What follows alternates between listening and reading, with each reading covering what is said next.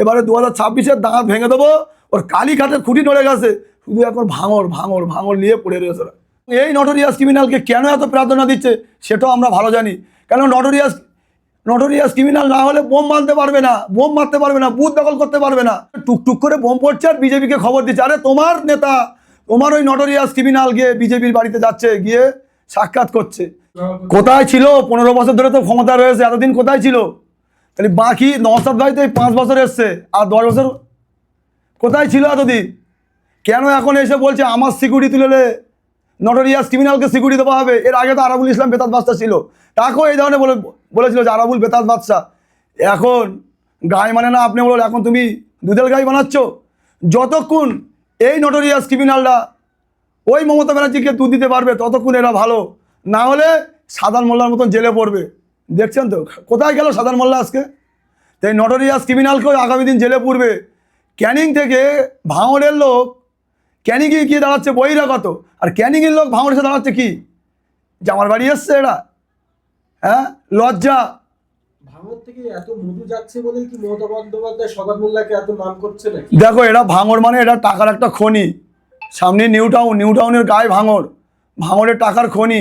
এরা এই খনিটাকে চাচ্ছে। আর এবং শুধু এটা তো একটা খনি, এখানে এয়ারপোর্টের নাম করে এখানে শুধু নওশাদ ভাইজান জিতে আসে বলে, নইলে এতদিন এই এয়ারপোর্টের নাম করে বড় বড় কোম্পানির জমিগুলো নিয়ে নিত।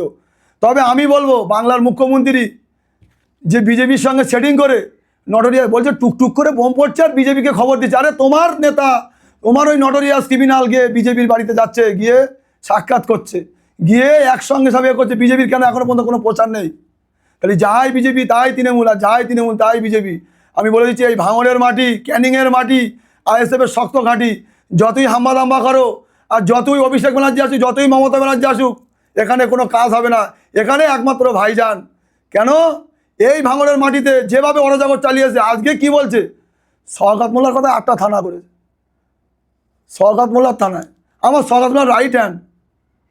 শওকত মোল্লা যে শওকত মোল্লাকে সার্টিফিকেট দিচ্ছে তুই তো বোম বন্দুক গুলি লড়াই করিস, তুই তো বোম বাঁধিস, সেই শওকত মোল্লা এখন তোমার রাইট হ্যান্ডটা হলো কি করে? লজ্জা। এরকম মুখ্যমন্ত্রীকে আমরা ধিক্কার জানাই। এরকম মুখ্যমন্ত্রীকে আগামী দিনে আমরা ধিক্কার জানাই। চাই না আমরা এরকম মুখ্যমন্ত্রী। আমরা 1,500 টাকা ভাতা চাই না, আমরা কর্মসংস্থান চাই, আমরা ভাঙড়ে শান্তি চাই, আমরা ভাঙড়ে অশান্তি চাই না। আজকে সমাজ পরিবর্তন করতে এসেছে আমাদের পিতা নওশাদ সিদ্দিকী মহাশয়। বিনা কারণে জেল খাটাচ্ছে, একাধিক কেই দিচ্ছে। কেন? ঘর বাড়ি লুটপাট করছে। কেন এইসব? 26-এ কি নওশাদ তলায় হাঁটতে চলেছে এখানে মুখ্যমন্ত্রী আসার পর একেবারে জনজুয়ার? কি দেখো, ওদের একটাই লক্ষ্য, 294টা এমএলএ, 293টা এমএলএর কথা হয় না, নওশাদকে হারাতে হবে। এই জন্য একদিকে মমতা ব্যানার্জি, একদিকে অভিষেক ব্যানার্জি, অন্যদিকে সব নায়ক নায়িকাদের এনে নিয়ে যাচ্ছে। কেন?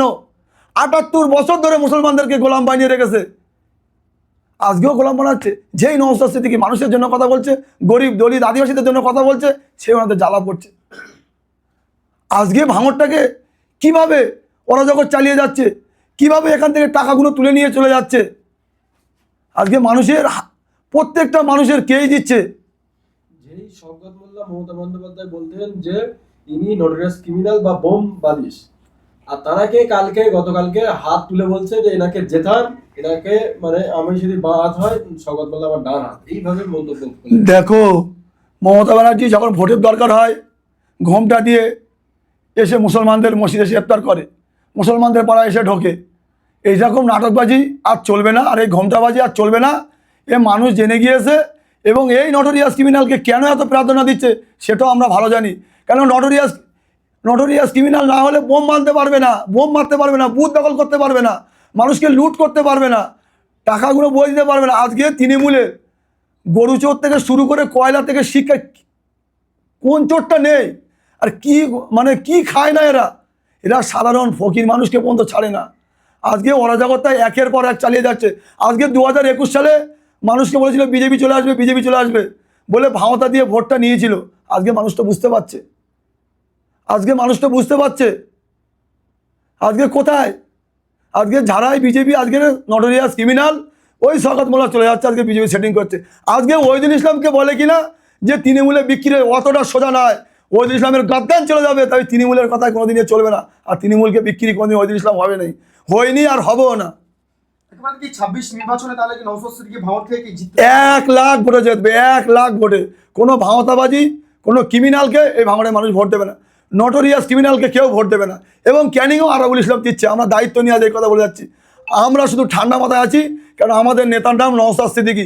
আমরা সেই নীতি আদর্শ মেনে চলি। তো এটা মমতা ব্যানার্জি 2021 সালের পর থেকে আমাদের উপর অরাজকতা চালিয়ে যাচ্ছে। নওশাদ সিদ্দিকী আমাদের এমএলএ, তার উপরেও চালিয়ে যাচ্ছে, আমাদের উপর চালিয়ে যাচ্ছে।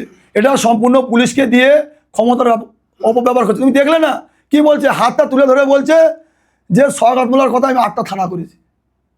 কেন তাই নন্দীগ্রামে থানা হয়নি? কেন নন্দীগ্রামে কেন থানা হয়নি? তাহলে এখানে বুঝতে হবে আমরা সবসময় শান্তি চাই, আমরা অশান্তি চাই না। আমরা অনুরোধ করব এই ভাঙড়ে যেন কোনো অরাজকতা না চলে, কোনো মায়ের কোল যাতে খালি না হয়, কোনো মা যেন আর না কাঁদে। আর ওই নটোরিয়াস ক্রিমিনালকে আমরা ভাঙড় থেকে আমরা এখানে তাড়িয়ে ছাড়বো। বড্ড ভোটের যেতে আশা করছে এখানে ভাঙড়ের মানুষ কী জিনিস ও এখনও জানে না, ওকে এবারে বুঝিয়ে দেবে এই 2026-এ। তিনি তো বলছেন ভোটে জিতবো আমি ভাঙড় থেকে। হ্যাঁ, হাতি ঘোড়া গেল দাল, আর সওগাত বলে কত জাল। ও তো সওগাত কত এলো আর গেল, আমরা দেখলাম।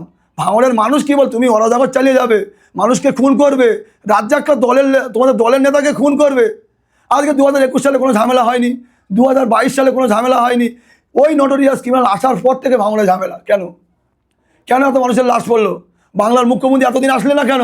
পঞ্চায়েত নির্বাচনে এত লাশ পড়লো, আসলে না, এখন ভোটের সময় এসে বলছে কেন? আর ক্রিমিনালগুলোকে হাত তুলে দিয়ে বলছে। মমতা ব্যানার্জি তিনি বলছেন একেবারে ভোটে জেতালে 26 নির্বাচনে সওগাতকে আপনাদের ইসলামিয়া একটা হসপিটাল বানাবো। কি বলবেন? এর আগে তো প্রতিশ্রুতি দিয়েছিল, কি করেছে? 10,000 মাদ্রাসা দেবে বলেছিল, কোথায় গেল? হসপিটালে তো সেই দিয়ে টেনে রেখে দিয়েছে, এখনো পর্যন্ত কোনো হসপিটাল। শুধু ভাওতাবাদী। মমতা ব্যানার্জি হলো আরএসএসের দালাল। আমি বলে দিচ্ছি, মমতা ব্যানার্জি আরএসএসের সব থেকে বড় দালাল। অনেক কিছু করতে পারে, বহুরূপী মানুষ। 293 এমএলএর উপরে কোনো আক্রমণ হয় না, নওশাদ সিদ্দিকীর উপরে আক্রমণ করতে হবে। তবে এবারে 2026-এর দাঁত ভেঙে দেবো। ওর কালীঘাটের খুঁটি নড়ে গেছে, শুধু এখন ভাঙড় নিয়ে পড়ে রয়েছে ওরা। লাস্ট কোশ্চেন করবো, একেবারে তাহলে কি মমতা ব্যানার্জি একেবারে ভাঙড়ে আসায় আইএসএফ কি কোনো দুর্বল হয়ে গেছে? একদম না ভাই, একদম না, আরও চাঙ্গা। মমতা ব্যানার্জি যে কত বড় মিথ্যেবাদী, কীভাবে মিথ্যে প্রতিশ্রুতি দেয়, সেটা বাংলার মানুষ, ভাঙড়ের মানুষ জেনে গেছে। তবে এর জবাব ইঞ্চিতে ইঞ্চি দেবে। 1 ইঞ্চি মাটি আমরা ছাড়বো না। এটাও অন্তত নটোরিয়াস ক্রিমিনালকে জেনে রাখা দরকার যে ভাঙড়ের মাটি আইএসএফের ঘাঁটি, সব থেকে আইএসএফের শক্ত ঘাঁটি। এই মাটিতে আমরা 1 ইঞ্চি জায়গা দেবো না।